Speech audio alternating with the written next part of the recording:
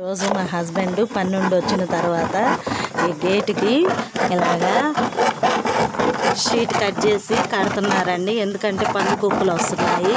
పందికొక్కు వచ్చిందంటే మన ఇంట్లో అన్నీ కూడా ఇచ్చేస్తూ ఉంటుంది కదా, అందుకని చెప్పేసి ఇట్లాగా మార్కు పెట్టుకుంటున్నారండి పెన్నుతోటి.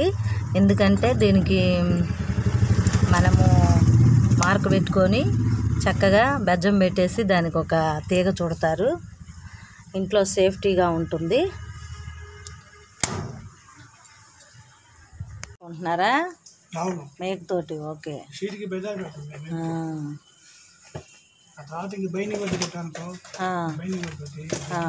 బాగుండిద్ది సేఫ్టీగా, ఇంకా రాదులే.